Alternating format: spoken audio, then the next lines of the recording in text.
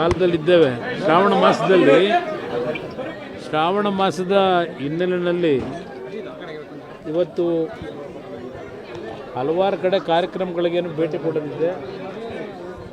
ಆ ಭೇಟಿ ನಡುವೆ ಸ್ವಾಮಿಯ ದರ್ಶನ ಪಡೆದು ನಾಡಿಗೆ ಒಳ್ಳೆಯದಾಗಲಿ, ನನ್ನಿಂದ ನಾಡಿಗೆ ಒಳ್ಳೆಯ ಕೆಲಸ ಮಾಡಿಸುವಂತಕ್ಕಂಥ ಪ್ರಾರ್ಥನೆ ಸಲ್ಲಿಸ್ಲಿಕ್ಕೆ ಬಂದಿದ್ದೇನೆ. ಬಹುಶಃ ಇವತ್ತಿನ ಆ ಜಾಹೀರಾತೇನಿದೆ, ಅದು ಜಾಹೀರಾತು ಯಾರು ಕಲ್ಪನೆ ಮಾಡಿ ಕೊಟ್ಟಿರ್ತಕ್ಕಂಥ ಜಾಹೀರಾತಲ್ಲ.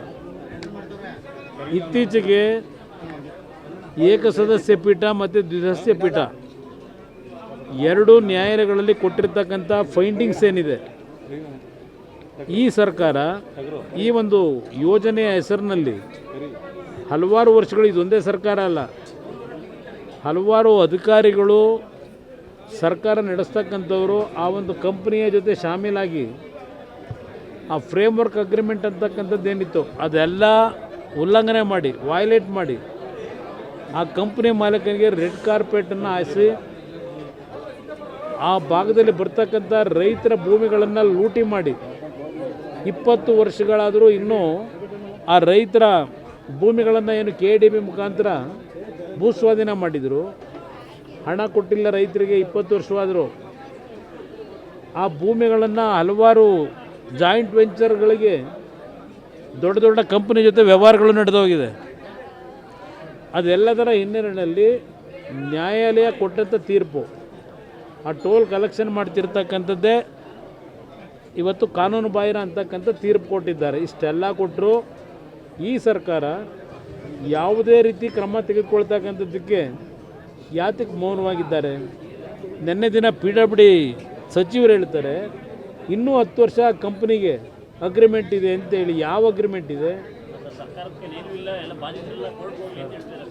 ಅಂದರೆ ನೀವು ಸರ್ಕಾರದವರು ಅವನ ಜೊತೆಯಲ್ಲಿ ಆ ಕಂಪ್ನಿ ಜೊತೆ ನೀವು ಸೇರ್ಕೊಂಡು ಲೂಟಿ ಹೊಡ್ಕೊಂಡು ಕೂತ್ಕೊಳ್ಳಿ, ರೈತರು ದಿನ ಕೋರ್ಟ್ ಮುಂದೆ ಅಲ್ಕೊಂಡು ನಿಂತಿರ್ತಾರಲ್ವಾ.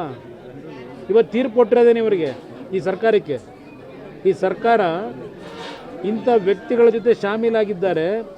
ಇವತ್ತು ಈ ಒಂದು ಸರ್ಕಾರಗಳು ನಡೆಯತಕ್ಕಂಥದ್ದು ಯಾವನೋ ಒಬ್ಬ ವ್ಯಕ್ತಿಗೆ ರಕ್ಷಣೆ ಕೊಡಲಿಕ್ಕೆಲ್ಲ ಸರ್ಕಾರ ಇರೋದು, ನಾಡಿನ 6.5 ಕೋಟಿ ಜನತೆಗೆ ರಕ್ಷಣೆ ಕೊಡಲಿಕ್ಕಿರೋದು ಸರ್ಕಾರ ಅನ್ನೋದನ್ನು ತೀರ್ಪು ಕೊಟ್ಟಿದ್ದಾರೆ, ಫೈಂಡಿಂಗ್ಸ್ ಕೊಟ್ಟಿದ್ದಾರೆ. ಈ ಸರ್ಕಾರ ಈ ಕಂಪನಿಗೆ ಇವತ್ತು ಸಂಪೂರ್ಣ ಶರಣಾಗತಿಯನ್ನು ಮಾಡಿದ್ದಾರೆ ಅಂತಕ್ಕಂಥದ್ದು ಒಂದು. ಈ ಸರ್ಕಾರ ಮಾಡಿರ್ತಕ್ಕಂಥ ಅವ್ಯವಹಾರಗಳ ಬಗ್ಗೆ ಕ್ಲಿಯರ್ ಕಟ್ ಹೇಳಿದ್ದಾರೆ. ಇದು ಕರ್ನಾಟಕ ರಾಜ್ಯದ ಇತಿಹಾಸದಲ್ಲೇ ಒಂದು ದೊಡ್ಡ ಮಟ್ಟದ ಸ್ಕ್ಯಾಮ್ ಅಂತಕ್ಕಂಥದ್ದು ಏನು ಹೇಳಿದ್ದಾರೆ. ಇನ್ನೂ ಈ ಸರ್ಕಾರ ಮೌನಕ್ಕಿರೋದು ನೋಡಿದ್ರೆ ಏನು ಮಾರಾಟ ಮಾಡ್ಕೊಂಡಿದ್ದೀರಿ ನಿಮ್ಮ ಈ ಸರ್ಕಾರದಲ್ಲಿ ಇರ್ತಕ್ಕಂಥ ಮಂತ್ರಿಗಳು, ಮುಖ್ಯಮಂತ್ರಿ, ನಿಮ್ಮ ವ್ಯವಹಾರ ಏನು ಇಟ್ಕೊಂಡಿದ್ದೀರಿ ಅಲ್ಲಿ? ಹಾಗಿದ್ರೆ ಈ ಸರ್ಕಾರಕ್ಕಿಂತ ಆ ಕಂಪ್ನಿ ಮಾಲೀಕ ದೊಡ್ಡವನ? ಈ ಸರ್ಕಾರ ನಡೆಸ್ತಾ ಇರೋದು ಆ ಕಂಪ್ನಿ ಮಾಲೀಕನು ಇಲ್ಲ ಈ ಸರ್ಕಾರ ನಡೀತಾ ಇರೋದು ಈ ರಾಜ್ಯದ ಮುಖ್ಯಮಂತ್ರಿ ನೇತೃತ್ವದಲ್ಲಿ ನಡೀತಾ ಇರೋದು? ಇದನ್ನು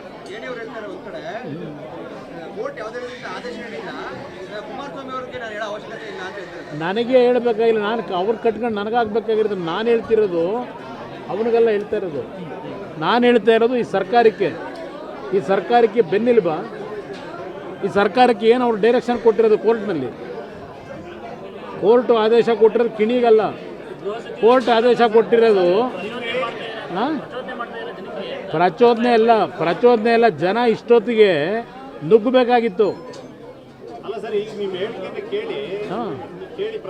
ನನಗೆ ಅವ್ರು ನೋಡಿ, ನಾನು ಯಾರಿಗೋ ಉತ್ತರ ಕೊಡಲ್ಲ. ಅವನು ಯಾರೋ ಲೂಟಿ ಹೊಡಿಯೋಕ್ಕೆ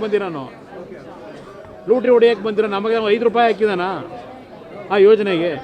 5 ರೂಪಾಯಿಗೆ ಹಾಕಿದಾನ ಅವನ ಕೈಯಿಂದ. ರಾಜ್ಯ ಸರ್ಕಾರದ ಭೂಮಿ ಕೊಟ್ಟರು ಲೀಸ್ಗೆ 10 ರೂಪಾಯಿಗೆ. ಅದನ್ನು ತಗೊಂಡೋಗಿ ICICI ಬ್ಯಾಂಕಲ್ಲಿ ಲಡ ಇಟ್ಟ ರಾಜ್ಯದ ಆಸ್ತಿನ. ಅಲ್ಲಿ ಸಾಲ ತಂದು ಈ ಆಟ ಆಡ್ಕೊಂಡು ಕೂತಿದ್ದಾನೆ. ಇದನ್ನು ನೋಡ್ಕೊಂಡು ಇವರೆಲ್ಲ ಸರ್ಕಾರ ನಡೆಸೋರು ಇವನಿಗೆ ಎಲ್ಲ ಮಾರಾಟ ಮಾಡಿಕೊಟ್ಟು ಕೂತಿದ್ದಾರೆ ಅಲ್ವೇ. ನಾನು ವಿಧಾನಸಭೆ ಕಲಾಪದಲ್ಲಿ ಕ್ಲಿಯರ್ ಕಟ್ ಹೇಳಿದ್ದೇನೆ, ಈ ಪ್ರಾಜೆಕ್ಟನ್ನು ಸ್ಕ್ರ್ಯಾಪ್ ಮಾಡೋಣ ಸದನ ಒಪ್ಪೋದಾದರೆ. ಸ್ಕ್ರ್ಯಾಪ್ ಯಾವಾಗ 2006 2007ರಲ್ಲಿ ಹೇಳಿದ್ದೇನೆ, ತೆಗಿರಿ ಸದನದ ಕಲಾಪ. ಇವರು ಯಾರೂ ಮಾಡುವಂತ ಹೇಳಲಿಲ್ಲ, ಬೆಂಬಲ ಇಲ್ಲ ನನಗೆ. ನನಗಿದ್ದು 38 ಜನ MLAಗಳು. ಆ 38 ಜನ ಎಮ್ ಎಲ್ ಎಗಳು ಕಟ್ಕೊಂಡು ಎಲ್ಲಿಂದ ಸ್ಕ್ರಾಪ್ ಮಾಡಲಿ ನಾನು? ಕ್ಯಾಬಿನೆಟ್ ಮುಂದೆ ತಂದೆ ಇದ್ದಾನೆ ಸಬ್ಜೆಕ್ಟ್ನ, ಬಾಯ್ಕಾಟ್ ಮಾಡಿದ್ರು, ಮಾಡೋಕ್ಕೆ ಬಿಡಲಿಲ್ಲ. ಇವತ್ತು ನನಗೆ ಈ ನಾಡಿನ ಜನ ಇವತ್ತು 134 ಸೀಟ್ ಕೊಟ್ಟವರಲ್ಲ, ಹೇಳ್ತಾರ 136 138, ಆ ರೀತಿ ಈ ನಾಡಿನ ಜನ ಕೊಟ್ಟಿದ್ದರೆ ಇಂಥವ್ರು ಭಾಳ ಜನ ಜೈಲಲ್ಲಿರೋರು.